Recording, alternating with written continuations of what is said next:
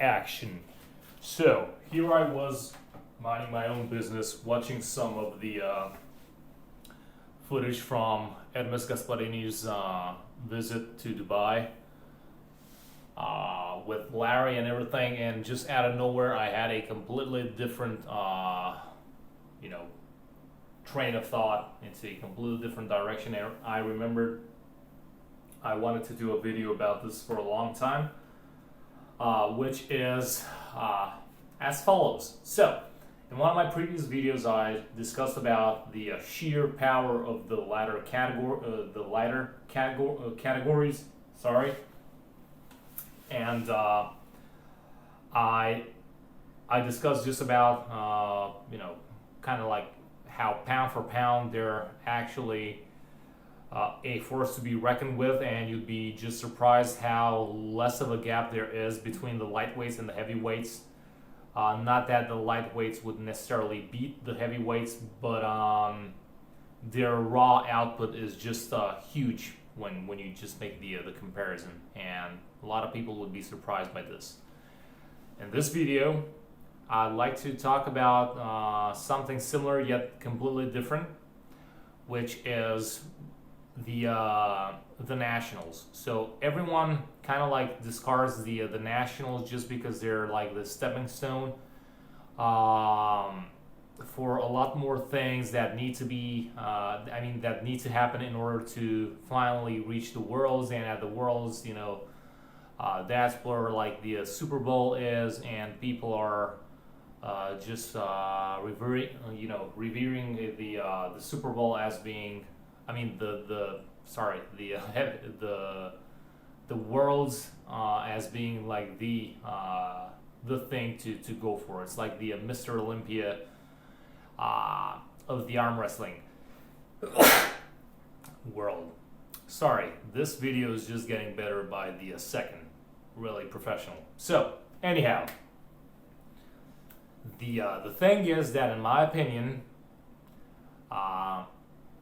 there's a lot of importance being taken away from the nationals, and I'll tell you why. People don't seem to realize just how close you're actually getting to the worlds, or at least just how close you're getting to pulling against the guys that will ultimately be at the worlds and possibly even winning the worlds. Because here's the thing, it's one type of scenario when you just look at all of the individual stages, and like the nationals are just here where everyone and his dad can compete, but only like the pro ones are actually being selected because they're the ones who are taking the podium, therefore they're the ones who are going to the Europeans. Then the same thing happens again, and then you go to the Worlds and whatever. Have you ever thought about the fact that whoever wins the Worlds is actually a guy who won the Europeans, and whoever won the Europeans is the guy who actually won the Nationals? Not only that, but the guy who wins the Nationals, whatever category that is that he is in, that guy, when you're first starting out with the whole brackets, with the double elimination and whatever the case might be, that guy is just another guy in the competition, just as you might be, who will get dead last, or you might be here just for your very first time, or not, but then you're getting really like the lower or even lowest placing and stuff like that. So when you're walking into a national event, don't think that those competitors are inferior. Yes, overall they are, but the specific ones who are there year after year, who are like the same recognized names year after year, you should understand that there's a reason behind that. And The thing is that if you're a complete noob, just walking into the sport, trying to test your might and whatever, and you have no idea who the big players are, just have it in mind that the guys you'll be pulling against, it might even like be in your first pair up ever, in your first match. You might be pulling, the first time you go into your match, you might be pulling against the guy who will win the category, who will win the nationals, who will then get to go to the Europeans, who will probably win the Europeans, which qualifies him for the Worlds, and he will have his shot at the title. And many times, many countries, won the Worlds. So there's quite a high probability for you to pull against the guy who ultimately wins the Worlds. So let that sink in for a while. And also, one other thing that you have to take into consideration is the fact that if you're lucky, let's say, I don't know, you have let's say you have a category where you have, for the sake of simplicity, you have 10 guys. And these 10 guys will obviously compete against one another, and at the end you'll have your final placings,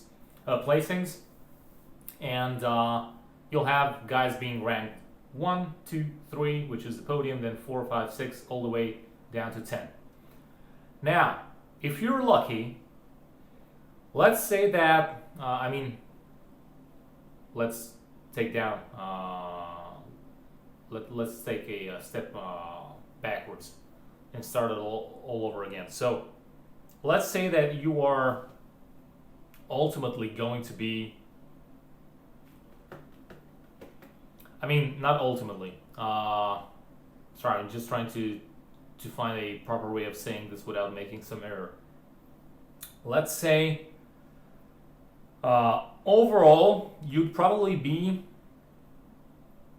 the 6th guy, not the 10th. Again, just for simplicity and for the sake of argument. Let's say you're the 6th. If you're lucky enough to be presented, as the pair-ups are being done, if you're lucky to be presented with matches against the guy who will be 10th, let's say, obviously you will beat him. And I'm saying obviously because I'm making like this weird analogy where you already know ahead of time who the guys are going to be. So if you're presented against the guy who's going to be placing dead last, you will beat him. If you're being then again presented with the guy who's going to be 9th, you'll beat him. So on and so forth. You will only lose once you'll be presented with the guy who was who's going to be ranked 5th or 4th, 3rd, 2nd, and 1st. If you're lucky enough to encounter the lower caliber from the competition, you'll have enough chances so that you will not get one loss after another loss and get completely disqualified. Being the first one to get disqualified, so that you're going to place dead last, although your true ranking might have been higher. So that's one case where you're lucky enough to get presented with the inferior competition, so that you can at least win 1 or 2 or 3 matches, hopefully as many as you could, in order to secure as many wins and to have as many wins before you start losing, to secure your placing as being a higher one. But consider the alternative scenario where you're actually being faced with the guy who will be the first guy or the second guy. The first place or second place. Consider that you will be paired with them within the first 2 matches. Let's say your first match you'll pull the guy who's going to be, second place, and your second match you'll be pulling against the guy who will be ranked first. It doesn't even have to be that high, but just for exaggerating the whole thing so that I can make a point. You lose both matches, and all of a sudden you have two consecutive losses from the very get-go, so you're ending up a lot lower than you would normally end up just because of the way the random draw gets resolved and whatever. So I don't want to make a point out of this whole thing with being sheer luck and whatever, but you have to really understand how the whole double elimination process works, because in this way you will understand how it works for you or against you, and also you need to understand that again, your very first match might be against someone who will ultimately go on winning the nationals and then go to the Europeans, maybe even winning those, which makes him qualify for the Worlds. And who knows, maybe he will even win the Worlds. So when you're going to the nationals and you think that the competition is not so great, on one hand, like I said, you're right, because overall not everyone is going to be there, but still the cream of the crop is out there, spread throughout the competitors, throughout different categories, and in each category there will be people who will at least go to the Europeans, for example, in our case with being in Europe. So every time you go to a national event, consider the fact that you might be pulling against the world champion. So that puts a little bit of a twist in your perspective, hopefully, if you haven't ever thought about this. Because I know you know this, but I don't think many of you and many of us realize this. So yeah, that's something to let sink in for just a bit, because it can have a tremendous impact on your motivation. Because if you think that you're just getting nailed when you're going at the nationals, and you think you'll never achieve anything in the sport just because you can't even place high enough in the nationals, not to mention the Europeans or Worlds, for example, consider the fact that your national placing, although is heavily different from your overall world's placing, obviously there's layers and layers and millions of layers in between you and the top guys. I even have one video called The Condensed Gap Phenomenon. I highly recommend you watching that one if you're interested on a very similar topic. So although there is this condensed gap which makes you unaware of just how far you are from the competition, just in case you're downplaying your achievements, again, just remind yourself, for the sake of your ego, not to be completely devastated and not to contemplate quitting the sport thinking that this is not for you. Consider that if you have any significant placing in the national, even if it's not significant, still that kind of gives you a measure on a national level, again, not on a world's level, but that gives you a sort of an understanding where you are versus the top guy, who, again, that top guy might very well be the number one in the world, depending on the year and the country and a lot more variables. But every time you go into a national event, just like I said, you're pulling against the potential world champion, and obviously how well you place next to those guys who are taking the podium will give you at least some sort of metric. So yeah, if you're dead last, obviously the range expands greatly as it was in my case. I was dead last just because I got two losses in a row. Back in the day, in 2015, I'll make a video about that, just making fun of myself, because that's gonna be a completely different and separate monster altogether. But yeah, if you're dead last, yeah, you're miles and miles away from any chance at the top. But as you're jumping position by position in your nationals rank, ranking, whatever system you might have, each position that you gain, because of this phenomenon that I just explained with the huge gap that there is actually between you and the top, each national position actually hides hundreds of positions, worldwide and Europeans and whatever.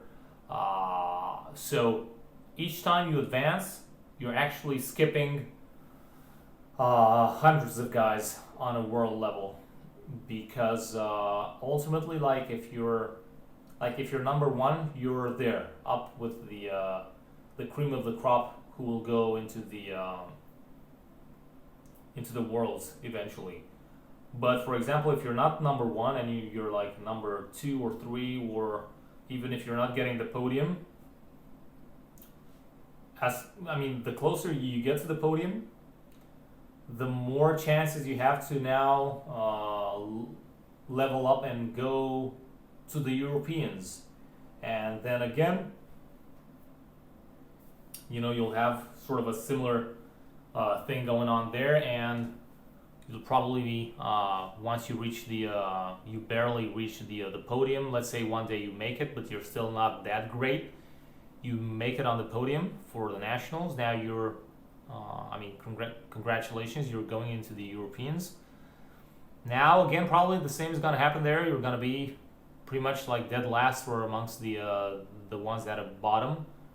But as you work your way up, now you're going up against the people who will go into the worlds. And once you go to the worlds, that's like the final level. It's like a 3-level thing, but it's not. On one hand, it's very widespread. On the other hand, each position you gain, like I said, skips over tens of people that are sitting in line. So yeah, when you go into the worlds, you're dead last, doesn't matter.